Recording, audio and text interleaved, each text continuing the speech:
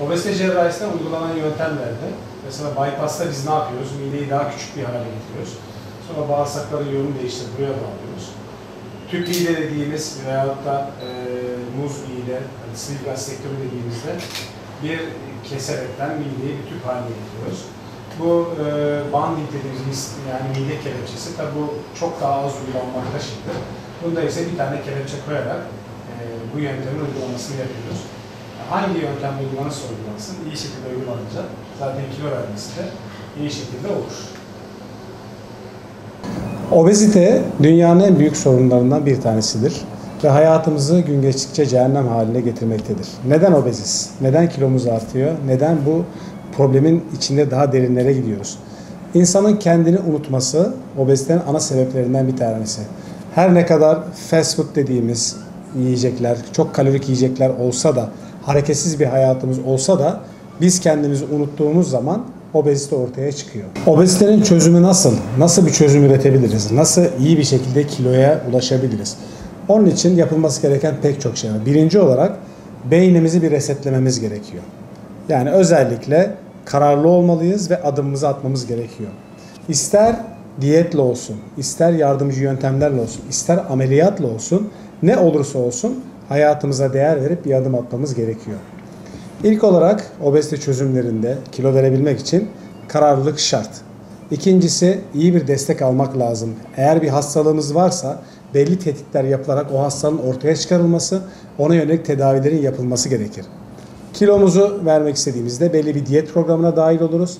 Ancak bugünün şartlarında çok fazla stres olduğu için de bu stres içinde profesyonel destek almamız gerekebilir. Yani bir psikoloğumuzun olması gerekebilir.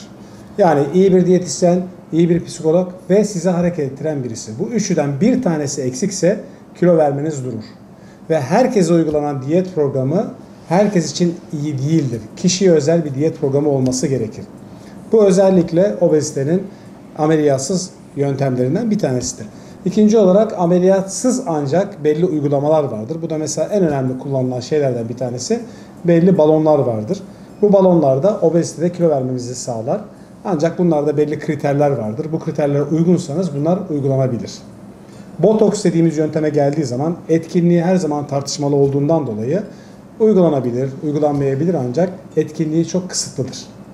Ve ben de genel cerrahi uzmanı olduğum için özellikle tavsiye ettiğimiz yöntemlerden bir tanesi de ve kesin çözümlerden yani gold standartlardan bir tanesi de cerrahi. Bu cerrahide yaklaşım nasıl olmalıdır? Kimlere obezite cerrahisi uygulayabiliriz? Onlardan kısaca bahsettiğim zaman da özellikle vücut kitle endeks dediğimiz bir hesaplamamız var basitçe. Yani kilomuzu boyumuzun metrekaresine bölüyoruz, bir değer elde ediyoruz. Bu değer eğer ki 35'in üzerinde ise ya da bunun yanında bir eşlik eden hastalık varsa ya da 40'ın üzerinde ise ameliyata uygunuz demektir. Ancak tetkikler yapılacak, sağlık durumumuz gözden geçirilecek, risk faktörleri nelerdir bunlar belirlenecek. Ondan sonra cerrahi devreye girebilir. Tabi 18 yaş ile 65 yaş arasındaysanız, tabi daha erken de yaşta da olabilirsiniz uygunsanız, 65'ten sonra da sağlığınız el veriyorsa gene ameliyat olabilirsiniz. Ameliyat oldunuz, hangi yöntemler uygulanıyor? Bu yöntemlerden nasıl sonuçlar elde ediyoruz? Uzun vadeye baktığımız zaman aşağı yukarı %2-3 farklılıklarla sonuçlar birbirine paralel. Hangi yöntem olursa olsun kilo verebilirsiniz ancak dikkat etmezsek tüm yöntemlerden sonra kilo alabilme ihtimaliniz her zaman için vardır. Uygun kişide yapıldığı takdirde ameliyat sonrası dönemde çok önemli. Ameliyat oldunuz, bir hafta 10 gün sonra hekimle bağlantıyı kestiniz, böyle bir şey olmaz. Ömür boyu sanki bir nakil hastasıymış gibi tetkiklerinizi yaptırmanız, kontrollerinizi yaptırmanız, düzgün şekilde takip edilmeniz gerekir. Eğer ki önemsemezseniz, hastalarımızdaki en büyük sıkıntılardan bir tanesi bu. 2 yıldan sonra her şeyi biz öğrendik, doktora ihtiyacımız yok, profesyonel yardıma ihtiyacımız yok gibi davranıyorlar. Bu sefer ne oluyor? Kiloların bir kısmını geri alabiliyorlar. Neticesinde de eğer fazla kilo alırlarsa ikinci ameliyata ihtiyaç duyabiliyorlar. Kilo fazlalığı ile obezite arasındaki ayrımı iyi yapmamız lazım. Obezite özellikle vücut kitle endeksini hesapladığımızda 30'dan sonraki kişiler içindir.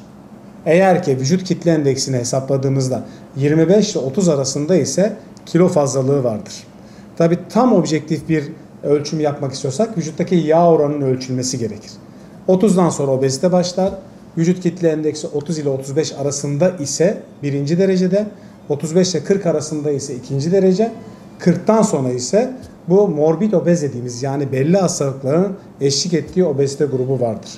Onun için de bu ayrımın iyi yapılması lazım. Tabii kilo fazlalığı da iyi bir şey değildir. Obezite de iyi bir şey değildir.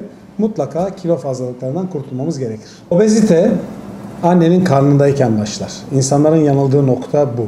Yani sonradan kilo alınır ama anne karnında başlar. Çünkü bebeğin metabolizması yemeğe alıştığı zaman, kalorik değerlere alıştığı zaman, annede de belli yatkınlıklar varsa obezite anne karnında başlar. Doğumdan sonrasında ise dikkat edilmezse kalıcı hale gelebilir. Ne dedik? Bir kere kişi her şeyi kendisine yapar. Yani kendi beynini kullanması gerekir ve bu şekilde obeziten uzak kalmak için gerekenleri yapması gerekir. Eğer ki dikkat etmiyor isek, çok fazla besleniyorsak, çok kalorik gıdalarla besleniyorsak, hareketsiz bir hayatımız varsa ki modern hayat bunun en büyük sebeplerinden bir tanesi ve hayatımızı önemsemiyorsak yavaş yavaş kiloları alırız. Bir de ısrarcılık buna eklendiği zaman da bu kilolar daha fazla artar. Ondan sonra da çözemez duruma gelebiliriz. Herkes için bir diyet vardır ancak bu diyet herkes için uygun değildir. Kişiye özel olması gerekir. Eğer ki kilolu olmak istemiyor isek, bir, hareketimizin olması gerekir. 2, yeterince su almamız gerekir. 3, yeterince gıdamıza dikkat etmemiz ve dengeli beslenmemiz gerekir. Azıcık bir kilo alsak bile onu çözmek için direkt adım atmamız gerekir.